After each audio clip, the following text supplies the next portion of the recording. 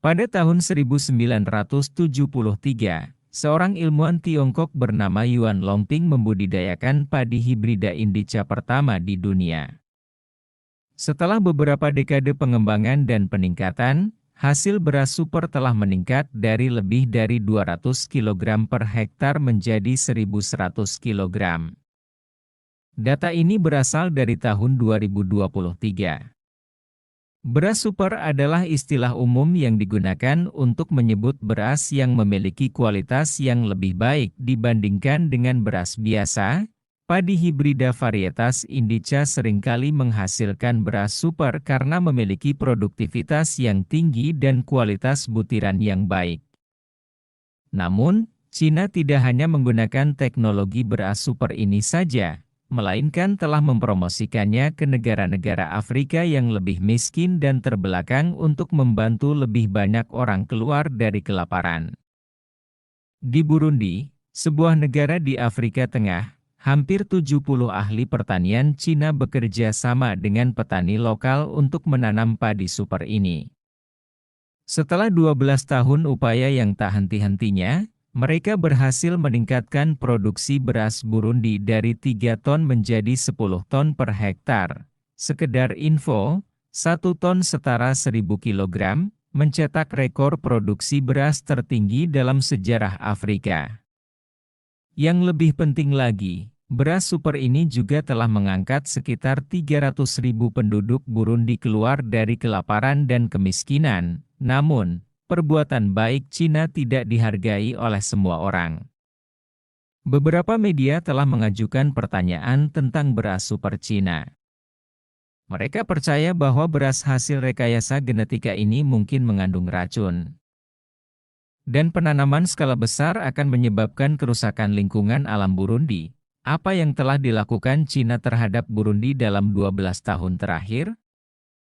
Jawabannya mungkin akan mengejutkan Anda.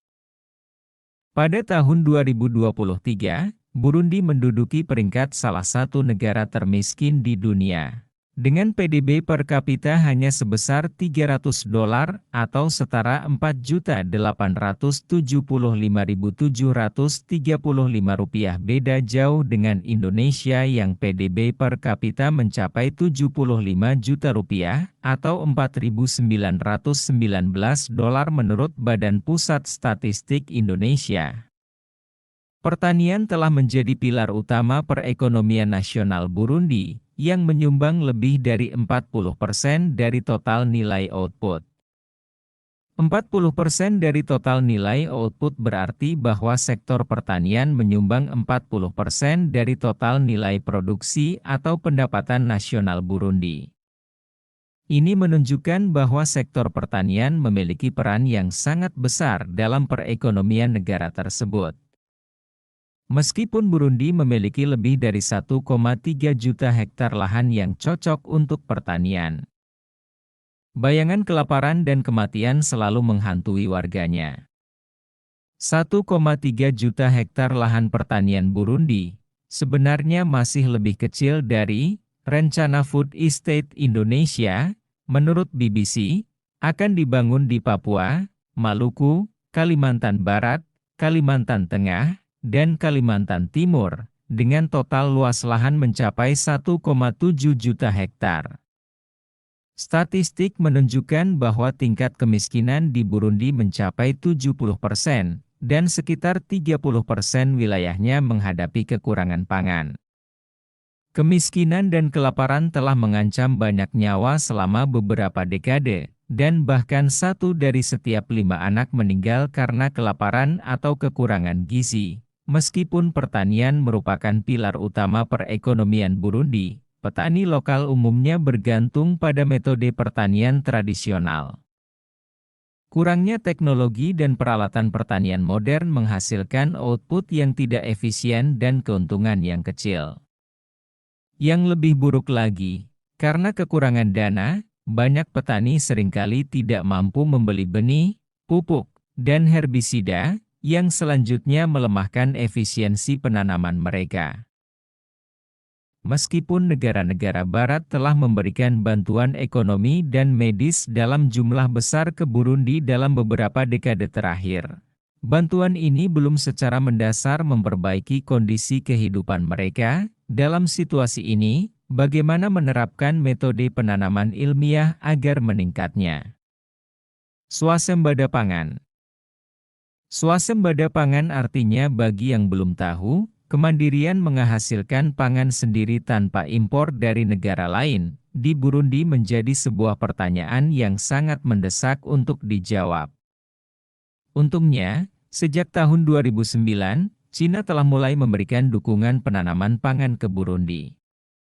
Memberikan secercah harapan bagi negara yang telah lama berada di ambang kelaparan ini, pada tahun 2009, Beijing, Cina, mengadakan pertemuan puncak mengenai kerjasama dengan negara-negara Afrika. Di pertemuan puncak tersebut, para pemimpin Burundi menandatangani rencana bantuan pertanian 20 tahun dengan Cina. Untuk melaksanakan rencana tersebut sesegera mungkin, Cina mulai mengirimkan lebih dari 70 ahli teknis pertanian ke Burundi pada bulan Agustus 2009. Proyek bantuan yang mereka bawa ke Burundi terutama mencakup produk pertanian, seperti padi, budidaya perairan, dan bidang lain di mana penanaman padi dianggap sebagai mata rantai yang penting. Setelah penelitian pendahuluan, para ahli pertanian Cina menemukan bahwa Burundi memiliki sumber daya air yang melimpah dan sinar matahari yang cukup, kondisi yang baik untuk menanam padi. Namun, karena tingkat teknis yang terbelakang dari daerah setempat, hasil panen padi jauh dari ideal dan tidak populer di daerah setempat. Berdasarkan temuan ini, tim ahli Cina memutuskan untuk melakukan uji coba pertama penanaman padi hibrida di Burundi.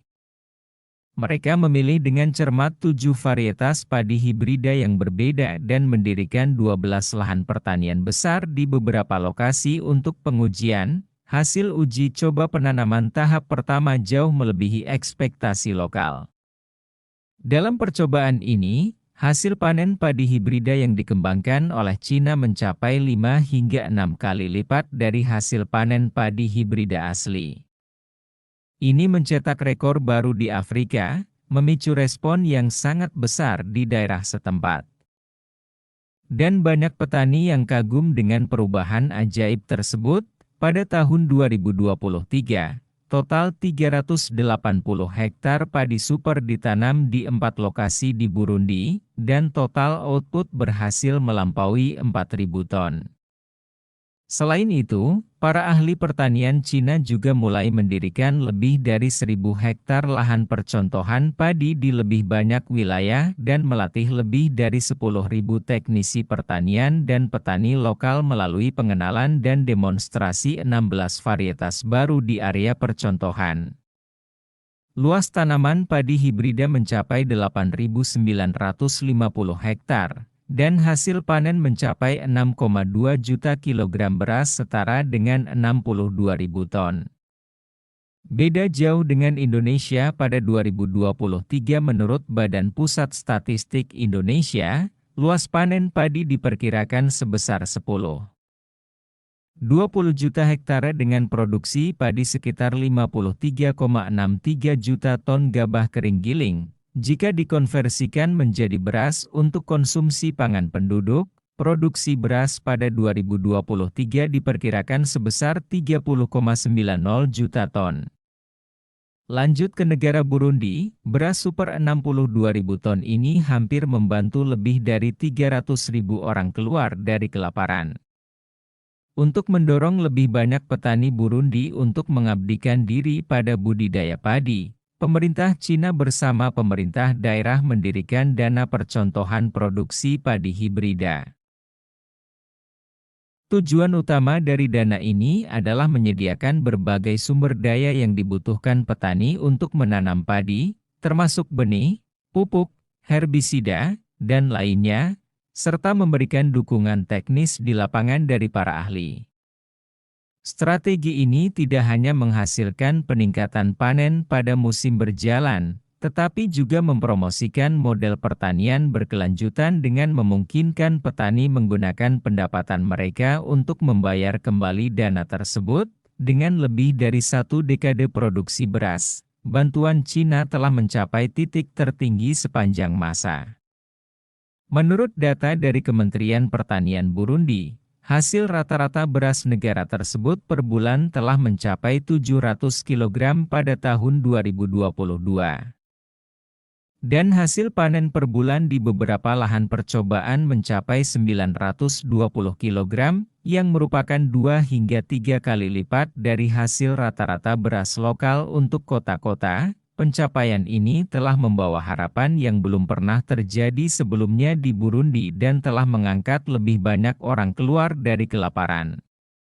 Pada Maret 2023, Burundi telah mendirikan 36 desa percontohan padi hibrida, yang mencakup 14 provinsi, dan luas tanam padi hibrida telah melebihi 60.000 hektar. Dibandingkan tahun 2020, produksi beras super Cina juga meningkat sebesar 15.000 ton, dengan hasil meningkat dari 3 ton menjadi 10 ton per hektar.